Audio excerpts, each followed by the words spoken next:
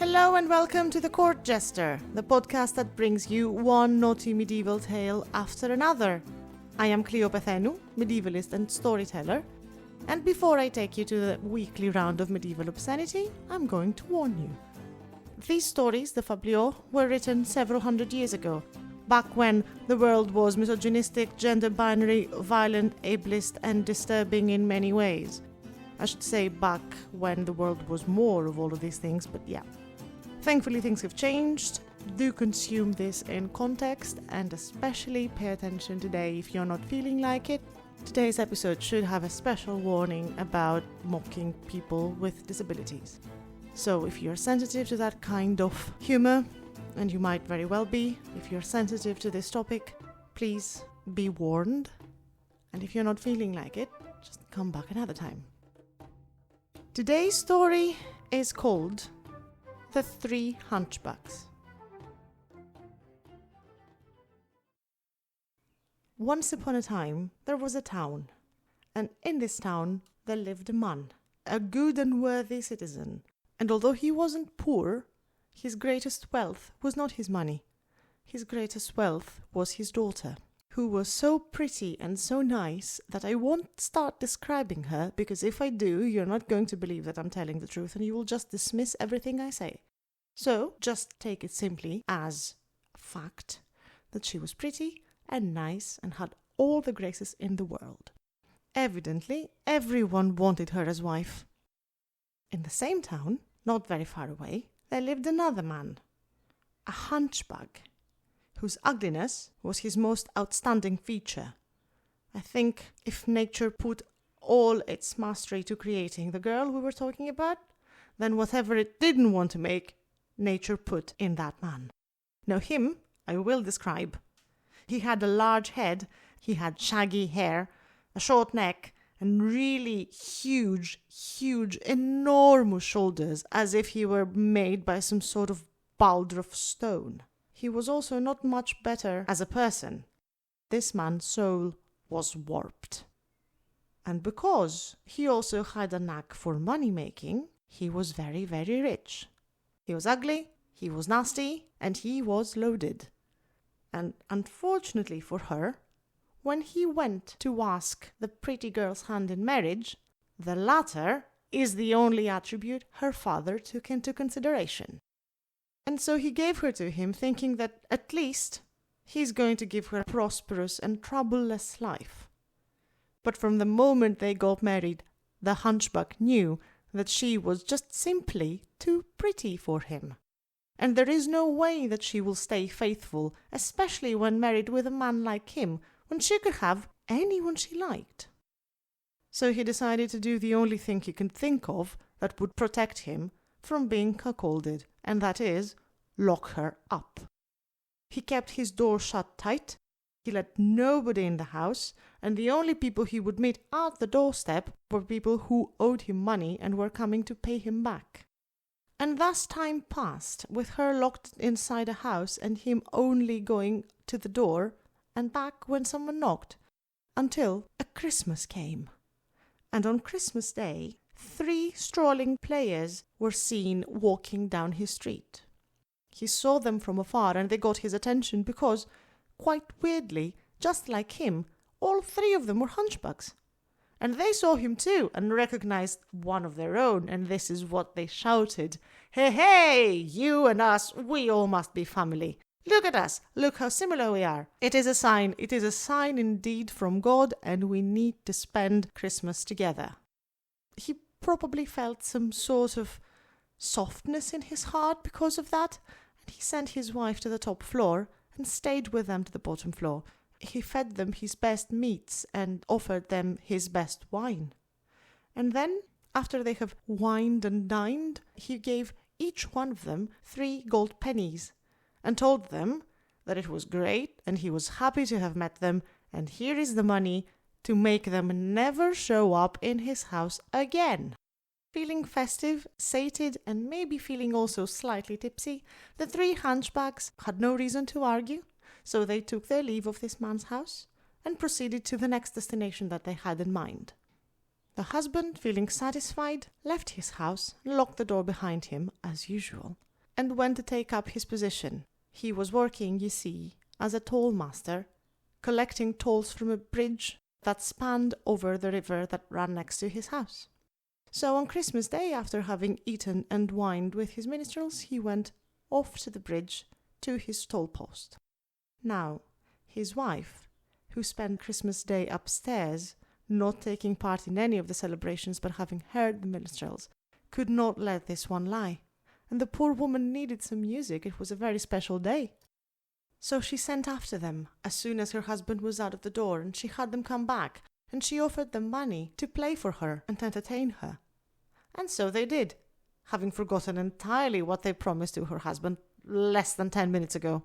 They came inside, took their positions, and started playing and laughing and singing and delighting the lady's soul with their music.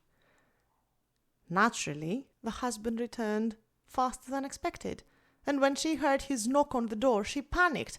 What was she to do? The only thing to do was to hide the 3 hunchbacks in the drawers under the bed. In they jumped, drawers were slammed shut, and she ran to the door to open to her husband, who suspiciously sat with her, because he thought he heard music when he was coming in the house, and there is no way that she had troubadours and minstrels in here, is there? When he was certain that she's not cheating and she's not doing anything out of the ordinary, he spent some time with her and left and went to the tavern. She didn't wait to get rid of the 3 minstrels as soon as he was out of the door, but to her horror, as she pulled out the drawers, all 3 of them were dead! How can this be? How did they die? No time to figure that one out. We need a way to dispose of 3 bodies now. And there is no way that she can carry each or any of them on her own. So she ran to the door, opened the door and waited until a passerby came by. "Greetings to you and Merry Christmas," she said. "How would it feel if I've offered you £30 in cash if you did what I asked without asking way too many questions?" "It feels to me," he said, "that if you are in the position that you need my help and are willing to pay me this money in cash, I will probably be okay with it." "Good," she said, "follow me." And she dragged him in, took him upstairs, and opened the first drawer. "I need you to dispose of this body of the hunchback," she said. "Well, I'm going to need a bag," he said. She provided a bag, and together they stuffed the bag with the poor hunchback's body, and the man casually dropped it over his shoulders and told her that he's going to throw it off the river and come back to collect his fee. And that's exactly what he did. Went out the door to the bridge, threw the bag in, and hippity-hop walked back to the house. She opened the door, got him in, and showed him the corpse of a hunchback on the floor. "Are you joking?" she said. "Are you playing me for a fool? Did you take an empty bag to the river? Why is the body here?" "I swear it's not," he said. "I carried it up the bridge and threw it off the bridge. It can't be him. How is it possible that he came back?" "Well, I don't know. All I know," she said, "is that you're playing me for a fool and you want to get paid without getting the job done. This is not going to happen." "Well, I'm going to need another bag," he said. She found another bag, and together they stuffed it again. And again he swung it over his shoulder, and again he walked out the door heading to the bridge. As he was going, she ran upstairs, opened the 3rd drawer, and dragged the 3rd hunchback downstairs. The man dropped his heavy load off the bridge into the water, and happily came back, satisfied that at least this time he's going to get paid. You can imagine his surprise when he opened the door and found another one waiting for him on the floor. "Christ, how is it possible?" he said. "How can he come out of the water every time? This, I swear, is going to be the last of him."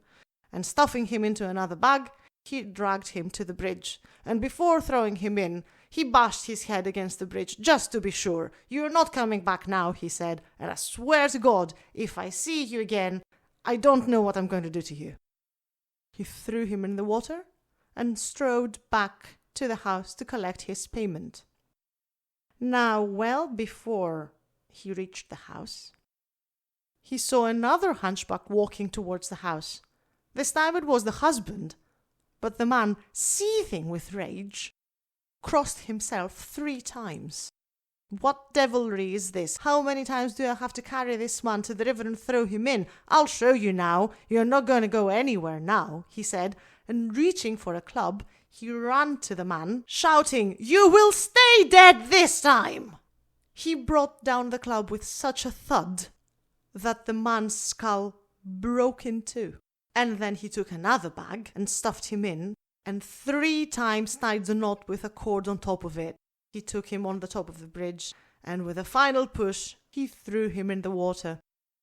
"Bad luck to you," he shouted. "Sink, die, and stay dead."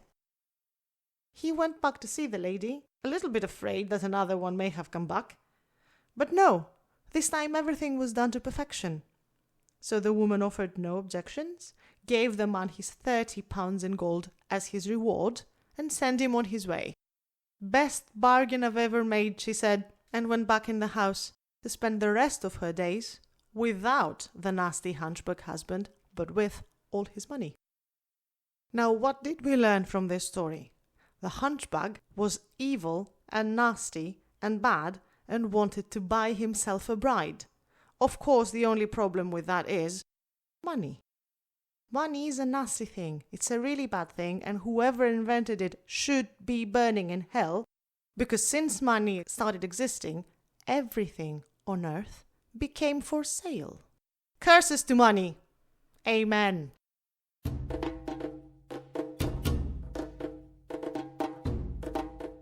This was the story of the 3 hunchbacks.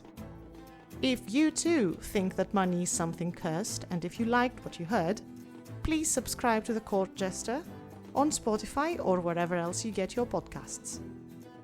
I've put several links in the show notes. It's the translation that I'm using, the music of the episode, and also the social media for The Court Jester if you want to come find me and talk about whatever it is that we're talking about.